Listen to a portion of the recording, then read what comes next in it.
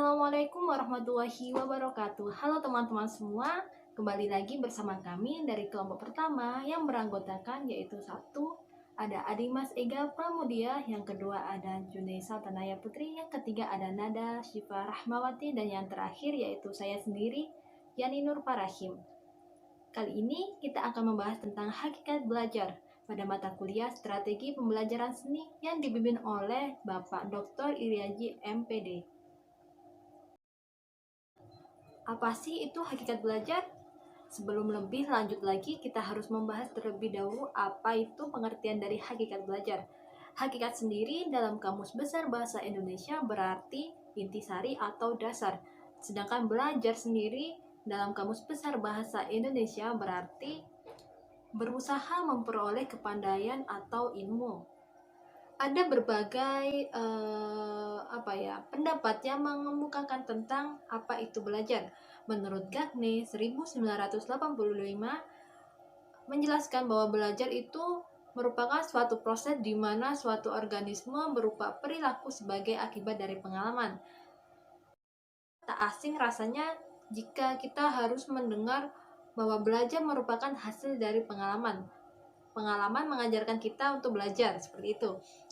Yang kedua yaitu menurut Slameto 2010, belajar merupakan suatu proses usaha yang dilakukan oleh seseorang untuk memperoleh sesuatu perubahan tingkah laku yang baru secara keseluruhan sebagai hasil pengalamannya sendiri dalam interaksi dengan lingkungannya. Perlu kita garis bawahi, belajar adalah suatu proses usaha yang dilakukan oleh seseorang. Berarti secara langsung mereka sadar bahwa mereka ingin belajar untuk memperoleh suatu perubahan tersebut, seperti itu. Yang ketiga ini menurut Gulo, pengertiannya hampir mirip dengan Slameto, yaitu proses yang berlangsung di dalam diri seseorang yang mengubah tingkah lakunya, baik tingkah laku dalam berpikir, bersikap, dan berbuat. Kata-katanya sudah cukup jelas ya. Baik, selanjutnya yaitu ada pengertian belajar secara umum atau secara lengkapnya. Belajar merupakan suatu proses atau upaya yang dilakukan setiap individu untuk mendapatkan perubahan tingkah laku, baik dalam bentuk pengetahuan, keterampilan, sikap, dan nilai positif sebagai suatu pengalaman dari berbagai materi yang telah dipelajari. Apa sih perbedaannya belajar dan pembelajaran? Pada semester yang lalu kita sudah diajarkan tentang apa perbedaan dari belajar dan pembelajaran. Kalau belajar itu secara individual kita belajar sendiri. Kalau pembelajaran itu harus ada yang namanya pembelajaran itu ada pelajar dan ada pengajar, seperti itu. Biasanya pembelajaran itu dilakukan dalam suatu lembaga atau dalam ruang khusus, seperti itu, seperti sekolah, seperti les dan lain sebagainya.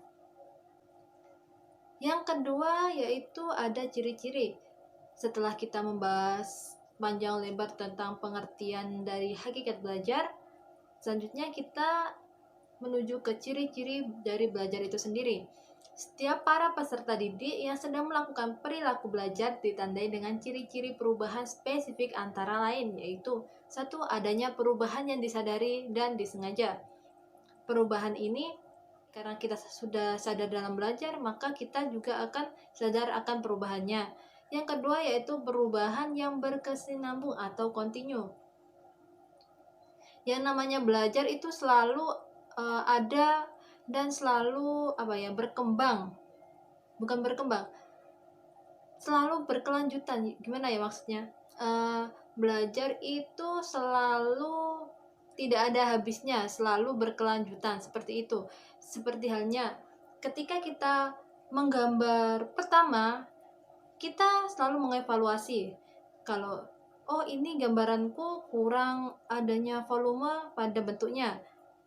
Nah, itu untuk menggambar selanjutnya, karena kita sudah tahu kalau gambar kita kurang bervolume, selanjutnya yaitu kita tambahkan gelap terang biar gambar kita terlihat bervolume.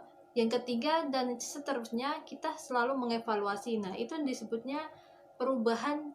Belajar merupakan perubahan yang berkesinambungan, seperti itu.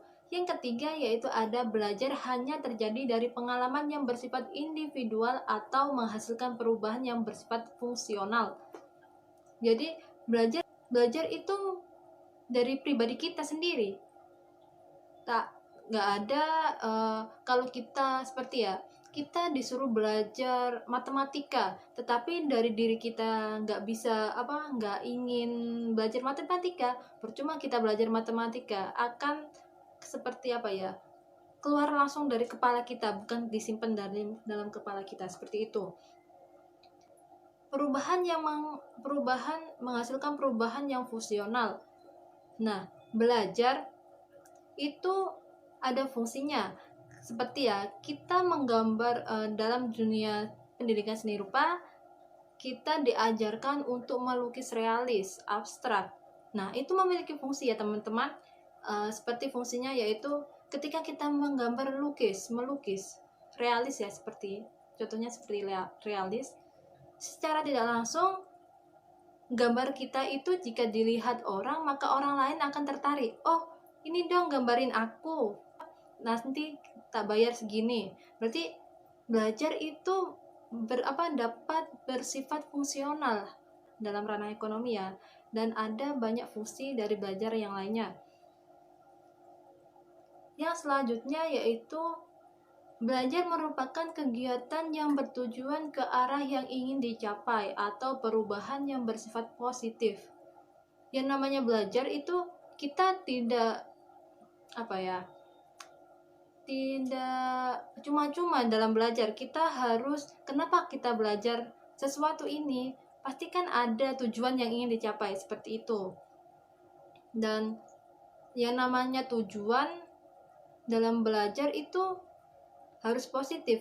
Jika kita belajar dalam ranah negatif, belajar itu tidak ada gunanya. Soalnya yang namanya belajar itu selalu mengarah ke positif, hal yang positif seperti itu. Yang selanjutnya yaitu ada perubahan yang bersifat aktif. Perubahan yang bersifat aktif ini itu terjadi pada diri kita. Ketika kita belajar akan membawa perubahan, kita akan lebih giat dalam beraktivitas atau melakukan sesuatu hal. Nah, itu merupakan termasuk dari perbuatan yang bersifat aktif. Yang selanjutnya yaitu ada perubahan bersifat permanen. Maksudnya yaitu hasil belajar kita itu tidak secepat itu hilangnya, tetapi hasil belajar kita itu dapat berlangsung lama, kapanpun, sekarang maupun masa depan, seperti itu. Yang terakhir yaitu perubahan yang bertujuan dan terarah. Kita belajar itu harus memiliki tujuan. Kenapa? Karena kalau kita tidak mempunyai tujuan, maka kita juga akan ngambang dalam proses belajarnya. Jika kita mempunyai tujuan, maka belajar kita juga akan terarah. Karena untuk menggapai tujuan itu ada rencana-rencana dan ada tahapan-tahapan yang sudah kita susun, seperti itu. Baik, selanjutnya yaitu ada ciri-ciri belajar menurut Evelyn Siregar dan Hartini Nara, yang diantaranya yaitu sebagai berikut. 1. Adanya perubahan tingkah laku atau change behavior. Seperti yang sudah saya jelaskan tadi, bahwa perubahan dalam belajar itu keseluruhan ya, tidak hanya pengetahuan tapi ada keterampilan dan sikap. Nah, yang kedua yaitu perubahan perilaku relatif permanen. Yang ketiga yaitu perubahan tingkah laku tidak harus segera dapat diamati.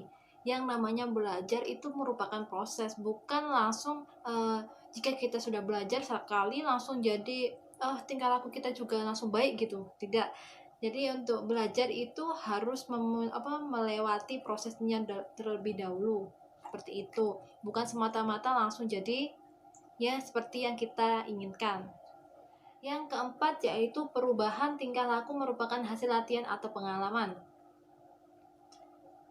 Yang kelima yaitu pengalaman atau latihan itu dapat memberi penguatan.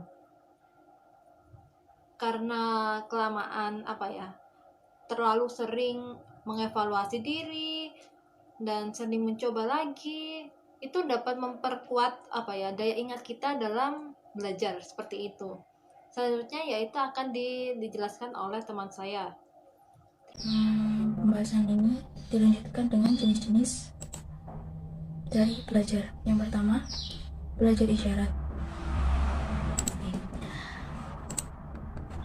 Belajar isyarat sendiri merupakan proses penguasaan pola-pola dasar perilaku yang bersifat tidak sengaja dan disadari. Tipe ini terlibat dari aspek emosional di dalamnya. Kondisi yang ditampilkan berupa respons stimulus atau sinyal secara serempak. Contohnya, seperti apa siap? Respon pada diri seseorang akan secara tiba-tiba mengambil sikap-sikap. Selanjutnya ada belajar stimulus respon. Belajar stimulus respon ini merupakan tipe yang memberikan respon yang cepat terhadap stimulus yang diberikan. Seperti biasanya kalau ada suara kumpulan anjing tuh, biasanya kan lari. Selanjutnya yang ketiga yaitu belajar rangkaian atau perpaduan stimulus dan respon. Belajar ini juga sering disebut sebagai chaining learning atau tingkah laku yang dapat merupakan salah satu dari motor skill atau verbal association. Melalui chaining itu memiliki arti berupa kesatuan hubungan stimulus dan respon yang menjadi satu rangkaian. Contoh dalam banyak bahasa yaitu ibu bapak, kampung halaman, merah putih, dan banyak hal. Yang keempat yaitu belajar asosiasi verbal atau mengerti sebutan bentuk dan makna secara verbal. Tipe ini merupakan belajar yang menghubungkan suatu kata dengan suatu objek yang berupa benda, orang, atau kejadian dan merangkai sejumlah kata dalam urutan yang tepat. Seperti bujur sangkar. Itu boneka saya. Selanjutnya belajar membedakan atau mampu membedakan hal-hal yang banyak. Tipe belajar ini memberikan reaksi yang berbeda-beda pada stimulus yang mempunyai kesamaan. Contohnya, anak dapat mengenal berbagai merek mobil, dapat mengenal berbagai hal yang mungkin bisa membedakan antara satu dengan yang lainnya, seperti itu. Selanjutnya, belajar konsep atau belajar menafsirkan fakta atau data secara abstrak. Belajar ini mengklarifikasikan stimulus atau menempatkan objek-objek dalam kelompok tertentu dalam membentuk suatu konsep. Contohnya tahap belajar konsep lingkaran. Mungkin belajar mengucapkan kata lingkaran sebagai suatu membangkitkan sendiri hubungan stimulus respon sehingga siswa dapat mengulang kata. Seperti itu. Yaitu pembelajaran hukum atau aturan, menetapkan rangkaian peristiwa. Pada tipe pembelajaran ini menghasilkan kaidah yang terdiri atas penggabungan beberapa konsep. Hubungan beberapa konsep biasanya dituangkan dalam bentuk kalimat. Seperti contoh, kita ketahui bahwa A dikali B sama dengan B dikali A. 1 dikali 2 sama dengan 2 dikali 1. Rumus seperti ini merupakan urutan yang mungkin tidak bisa diubah kaidahnya. Jadi intinya jawabannya tetap sama. Gitu. Selanjutnya belajar pemecahan masalah atau problem solving yang merupakan belajar menjawab setiap pertanyaan. Tipe belajar ini merupakan belajar yang menggabungkan beberapa kaidah untuk memecahkan masalah sehingga berbentuk kaidah yang lebih tinggi, higher order rule. Contohnya siswa yang menjawab beberapa rumus yang sulit dipecahkan, mungkin mereka akan menentukan penyelesaian umumnya, mencari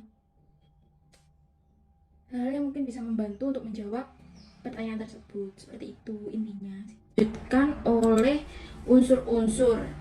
Dalam belajar itu memiliki 5 unsur, Yang pertama yaitu tujuan, 2 pola respon dan kemampuan yang dimiliki, 3 situasi belajar, 4 penafsiran terhadap situasi, 5 reaksi atau respon. Membahas yang pertama yaitu tujuan. Tujuan belajar ini merupakan dasar aktivasi belajar guna memenuhi kebutuhan yang dirasakan oleh bersangkutan.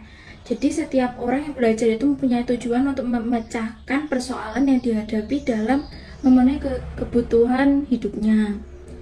Selanjutnya pola respon dan kemampuan yang dimiliki. Setiap individu memiliki pola yang berbeda saat menghadapi situasi belajar. Ia mempunyai respon tersendiri yang berkaitan erat dengan kesiapan pada dirinya yang bersangkutan terhadap situasi yang dapat menyebabkan gagal dalam mencapai tujuan. Selanjutnya, situasi belajar. Situasi belajar sendiri merupakan kandungan dari berbagai alternatif yang dapat dipilih. Alternatif tersebut bisa dipilih sesuai keputusan yang diinginkan. Kadang akan menjadi tantangan, juga menjadi ancaman terhadap seseorang dalam mencapai tujuannya. Yang kelima, penafsiran terhadap situasi. Hal ini merupakan kondisi di mana seseorang menghadapi situasi dan harus menentukan tindakan mana yang akan diambil, yang didasarkan pada penafsiran bersangkutan pada situasi yang dihadapi. Yang terakhir yaitu reaksi atau respon. Reaksi atau respon ini dinyatakan dan dilakukan oleh seseorang dalam memenuhi kebutuhannya, yaitu melakukan reaksi dan merespon dengan melakukan sesuatu. Setelah menentukannya, maka individu yang bersangkutan akan melakukan tindakan tersebut sehingga apa yang dibutuhkan menjadi tercapai. Prinsip belajar. Prinsip atau konsep belajar dan mengajar merupakan pokok dasar rancangan dalam proses belajar dan pembelajaran. Menurut Arthur W. Chickering dan Zelda F. Gamson, terdapat 7 prinsip. 7 prinsip belajar mengajar. Pertama, mendorong kontak antara siswa dan sekolahan. Kedua, mengembangkan timbal balik dan kerjasama antara siswa.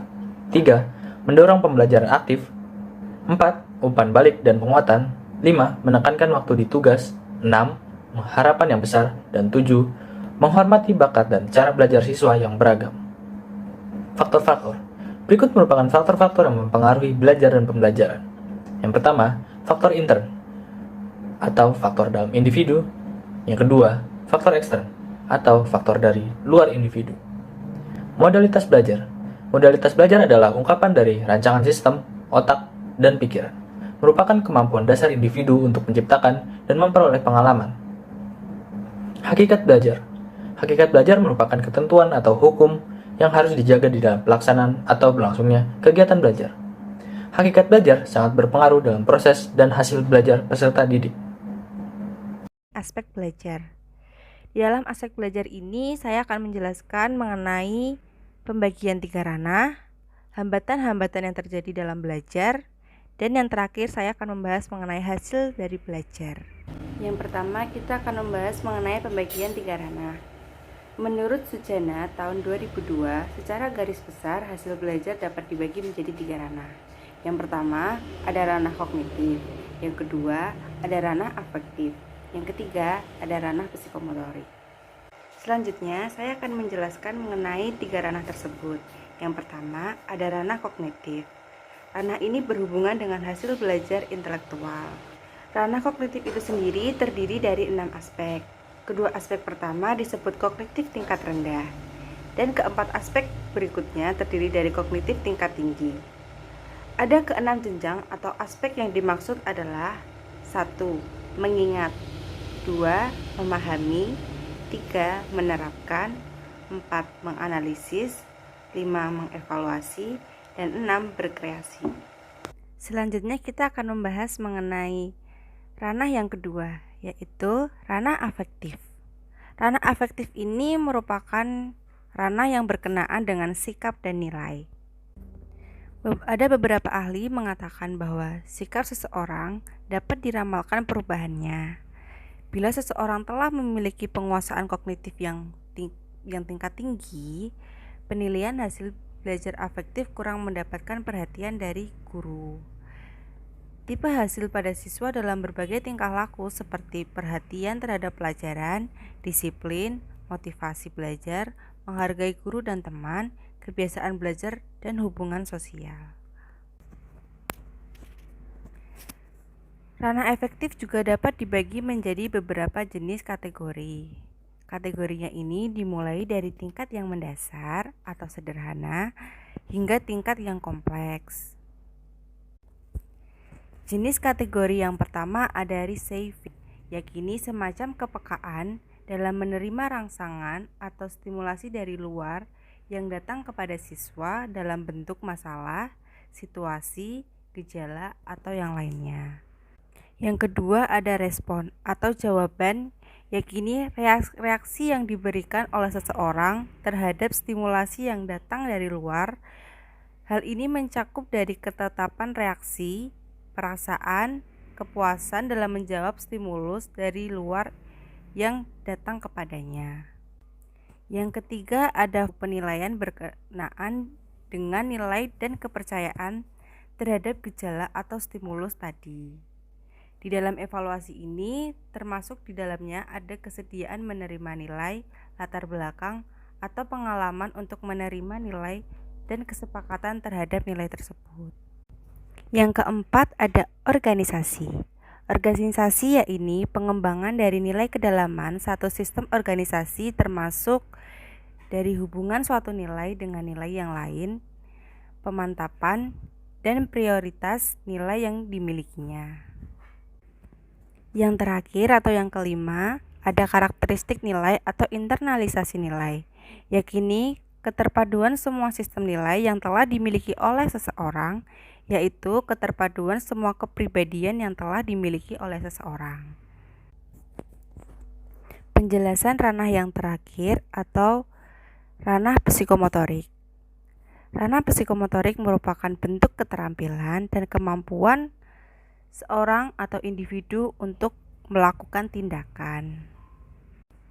Hasil belajar dari ranah psikomotorik itu biasanya tampak dalam bentuk keterampilan atau skill dan kemampuan bertindak seseorang atau individu. Ada 6 tingkat keterampilan, yaitu gerakan refleks atau keterampilan pada gerakan yang tidak sadar, jadi tidak disengaja, keterampilan pada gerak-gerakan dasar, kemampuan perseptual, kemampuan di bidang fisik, misalnya kekuatan, keharmonisan, dan ketepatan, gerakan-gerakan skill, dan yang terakhir ada kemampuan yang berkenaan dengan komunikasi. Pembahasan selanjutnya kita akan membahas mengenai hambatan-hambatan yang terjadi di dalam belajar. Ada berbagai macam hambatan dalam belajar, khususnya dalam psikologis yang membuat kegiatan belajar menjadi terhambat atau melamban. Yang pertama ada kejenuhan. Kejenuhan ini dapat terjadi pada siapa saja, terutama kepada peserta didik ketika sedang mengalami proses belajar. Terkadang salah satu hambatannya itu seperti kejenuhan terhadap materi sehingga mempersulit atau memperlamban dalam proses belajar. Yang kedua ada kecerdasan. Kecerdasan ini juga salah satu hal yang dapat mempengaruhi faktor psikologis yang dapat menghambat kegiatan belajar, karena biasanya kecerdasan ini sangat menentukan kualitas belajar seorang siswa atau peserta didik. Yang ketiga ada motivasi. Motivasi merupakan salah satu faktor yang penting di dalam kegiatan belajar, karena biasanya di dalam belajar itu seorang siswa memerlukan motivasi agar terdorong untuk melakukan kegiatan belajar dan membuat siswa menjadi semangat dalam proses belajar. Selanjutnya yang keempat ada minat. Apabila kita sederhanakan, minat juga dapat dibilang sebagai suatu kegairahan yang cukup tinggi pada sesuatu. Minat juga bisa dikatakan sama halnya dengan motivasi dan juga kecerdasan, karena akan sangat berpengaruh pada aktivitas belajar seseorang atau peserta didik. Karena jika tidak ada minat, sudah pasti kegiatan belajar ini akan terhambat karena dari awal peserta didik ini sudah tidak memiliki minat untuk melaksanakan kegiatan belajar. Selanjutnya yang keenam ada bakat. Bakat merupakan salah satu faktor psikologis yang bisa mempengaruhi proses dari belajar, yaitu karena yang namanya kemampuan potensial dapat dimiliki oleh setiap orang, setiap individu, atau setiap peserta didik. Sebenarnya setiap orang itu memiliki bakat dan juga potensi di mana ada bakat tersebut dapat mempengaruhi dari kemampuan belajar masing-masing peserta didik. Yang ketujuh ada lingkungan. Lingkungan juga sangat berpengaruh terhadap proses belajar seseorang, karena jika lingkungan itu tidak nyaman, pasti akan menimbulkan hambatan-hambatan dan pasti akan memperlambat proses belajar seorang siswa atau peserta didik. Kalau lingkungannya kondusif, menyenangkan, mendukung, pasti dalam proses belajar itu lebih dapat berjalan sesuai apa yang kita mau. Yang kedelapan ada hambatan intelektualitas. Hambatan ini dapat kita atasi atau dapat diatasi dengan cara tekun belajar dan rajin belajar.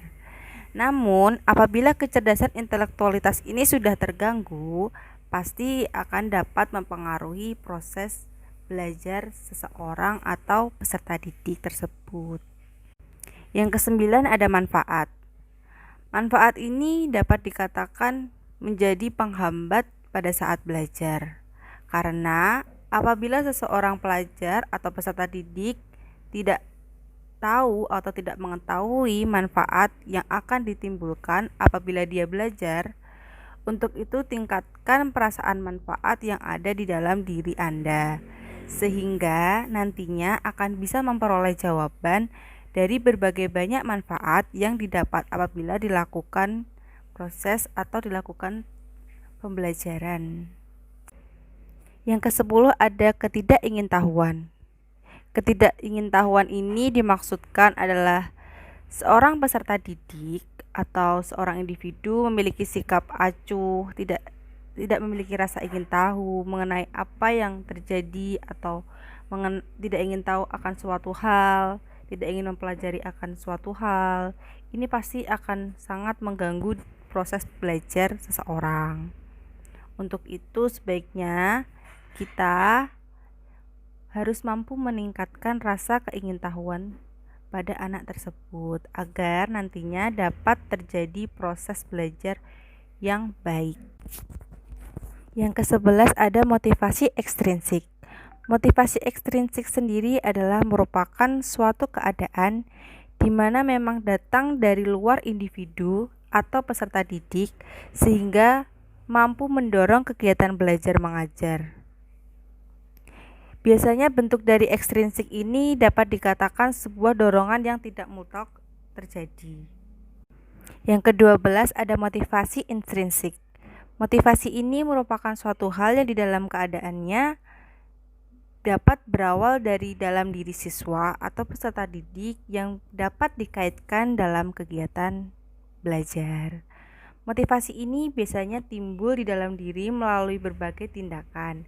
Misalnya saat ingin mengetahui adanya konsep dan ingin memperoleh pengetahuan dan juga lain sebagainya. Selanjutnya yang ke-13 atau yang terakhir yaitu ada materi yang tidak memadai.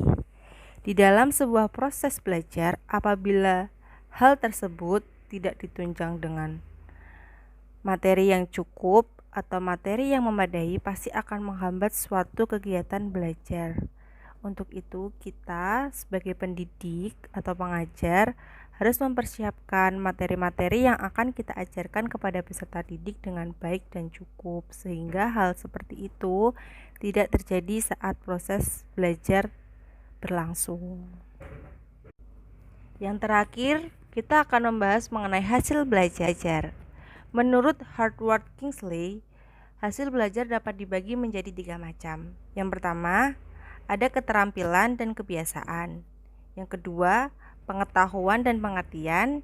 Yang ketiga, ada sikap dan cita-cita. Demikian materi yang dapat kami sampaikan, kurang lebihnya kami mohon maaf. Apabila ada tanggapan atau ada komentar mengenai materi yang kami sampaikan atau pertanyaan, dapat kalian tulis di kolom komentar di bawah ini. Sekian presentasi dari kami, terima kasih atas perhatiannya. Wassalamualaikum warahmatullahi wabarakatuh.